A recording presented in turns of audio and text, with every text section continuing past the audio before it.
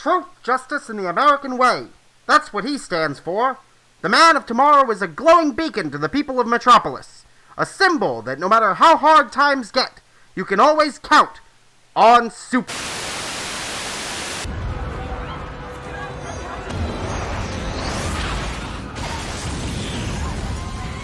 Everybody, get right! Come on! Everybody, come on!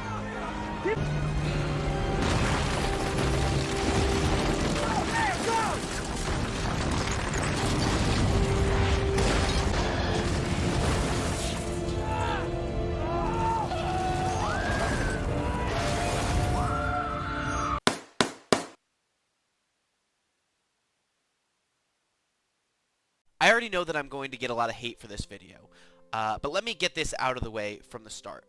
I don't hate the DCEU. In fact, I like it a lot more than many of my friends. However, Superman is one of my favorite characters in all of fiction, and everything he stands for is how I try to live my day-to-day life. And while his appearance in Justice League definitely took some steps in the right direction, his DCEU portrayal has left me with only one inescapable conclusion. The DCEU does not understand Superman.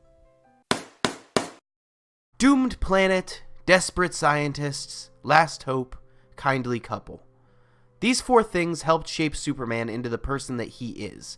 But it didn't do that by shaping Kal-El, alien god from another world. It changed him by shaping Clark Kent, farm boy from Smallville, Kansas.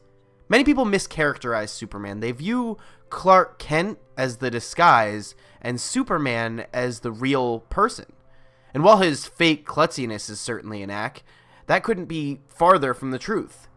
Kal-El grew up on Earth from infancy. He wasn't any more of an alien than you or me. Superman is a man first. He is not a man! Clark Kent is more important to a Superman story than Superman. And you can see that in the Richard Donner / Christopher Reeve films. However, in Man of Steel, there is almost no focus on Clark. Sure, we have flashbacks that show us a really confusing lesson that his dad is trying to teach. I mean, do you want these kids to die or not, Pa?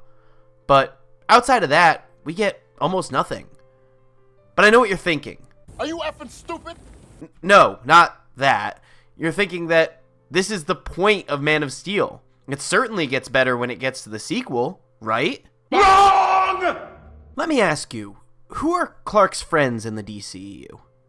Who does he associate with? I mean, Lois definitely, but who else?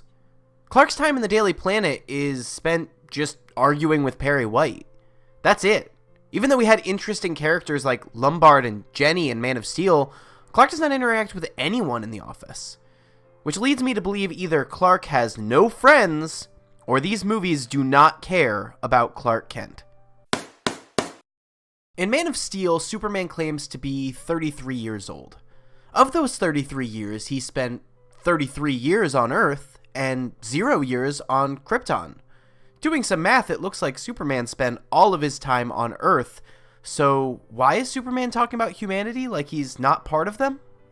I don't believe this. Let me take you through a few scenes in Man of Steel. Clark Kent, searching for information about where he came from, discovers a spaceship frozen in ice. He hops on board, talks to a hologram of his dead dad, and pilots the ship away. You haven't been, No, Clark. That's what happened. Then he goes home to tell his mom about his discovery. We're not led to believe that any major amount of time has taken place, so when they're at the farm in Smallville, General Zod says to Superman that he must turn himself in or the humans will suffer.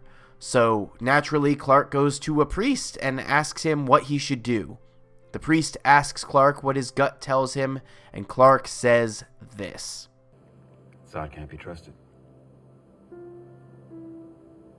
The problem is, I'm not sure if the people of Earth can be either. Why are you talking about humanity like this? You literally just found out where you came from, and suddenly, from that moment on, Clark loses all humanity. The rest of the movie is like this, and the problem lies with the creators of the film. See, they didn't make a movie about Superman. They made a movie about an alien god messiah character on Earth. It's an interesting premise, but it's far from what makes Superman Superman. In Superman 3, Superman is exposed to a synthetic kryptonite that turns him evil. This is what an evil Superman was capable of in that movie.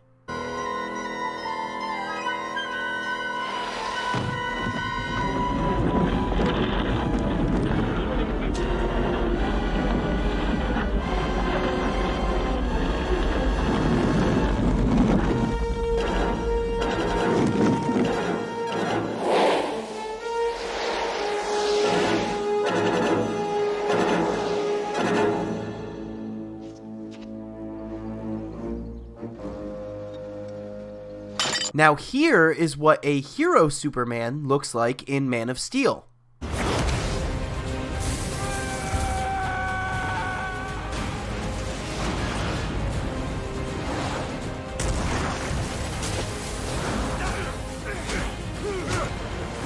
You think you can threaten my mother?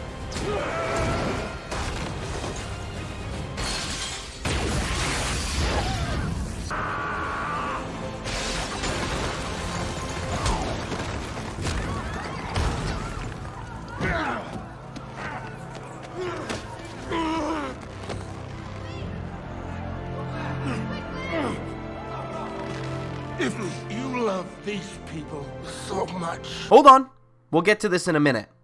Superman is not Godzilla. Destruction of property and loss of life doesn't just come with the territory. In fact, in the Donner/Reeve films, half of Superman's battles are about protecting the innocent, which we even see Zod point out in Superman 2.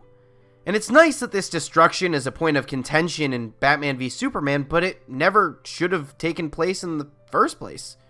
The filmmakers had many opportunities to show Superman saving lives, but instead they don't. They show many people being crushed by buildings, though.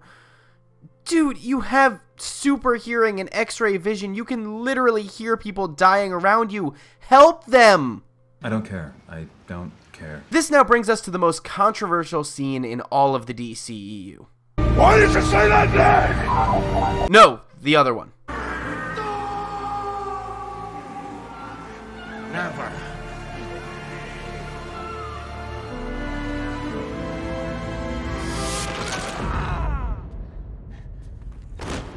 There we go. Okay, I know that some of you love this scene, but here's the thing. It's not Superman.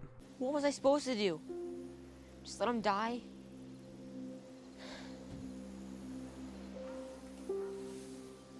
Maybe. No, Kevin Costner, you're missing the point. He's Superman. He needed to find another way. He could have put his hand in front of Zod's eyes, enduring the pain, or flew him upward, or, fly around the world to reverse time so none of it ever happened. I hear that works.